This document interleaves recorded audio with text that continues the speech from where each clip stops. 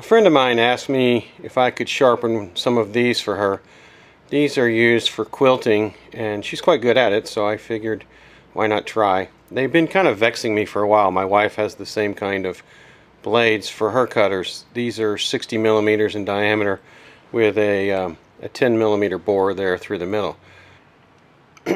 So this is the jig that I developed, and I wanted to use as many 3D printed parts as possible to use this for sharpening these. So let me put the blade in there and show you how it works, and then I'm going to get some feedback from her to see were they sharp enough.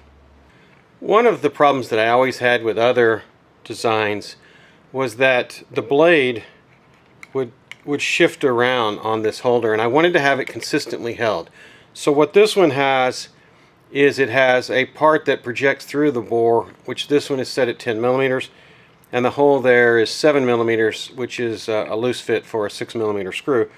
And then there is a countersunk area, which actually this is 12 millimeters, but the idea is that we can put this in here and it sits flush and holds it tightly, and then the screw centers everything so that the blade, and I'll tighten it down later, but I want to show you, can be turned and not wobble around.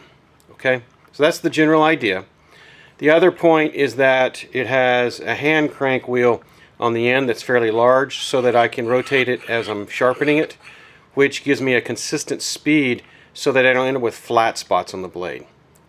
Okay, so here it is in place, and the wheel that I'm grinding it with, this wheel, is the DE250.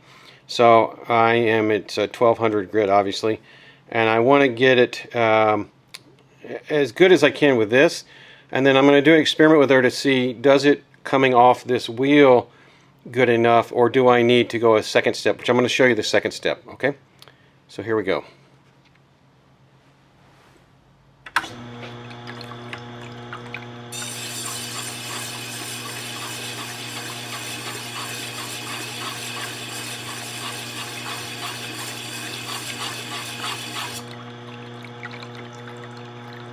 And I can feel a slight burr there, so we're good on that side. I'm going to flip it around off camera and then do the other side.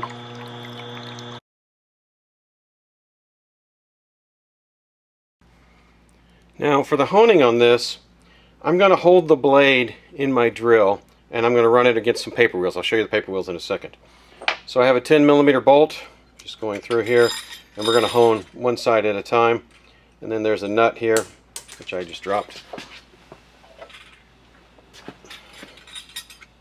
You've got to be careful not to cut yourself here.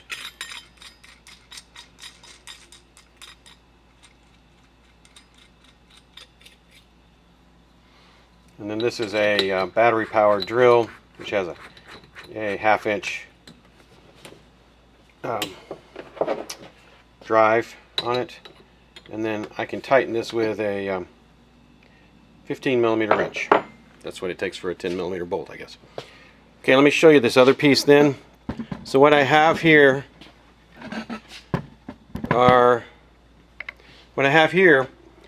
is my grinder set up with two paper wheels, and on this one I have it set for 5 millimeter diamond paste is embedded into the paper, and on this side I have 0.5 or half a millimeter, half a micron, pardon me, diamond powder embedded into that. And what I'm using are these ones that I'm getting from Kent Supplies.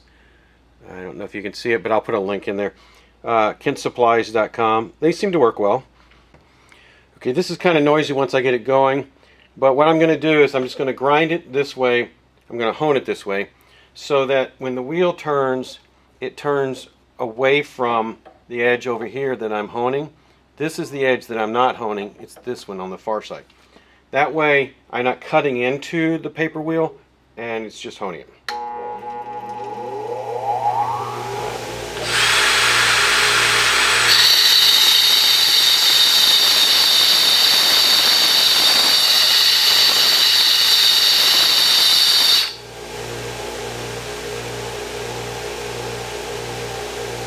What I'm looking for is a nice shine there on that edge that tells me it is actually at the right angle for honing.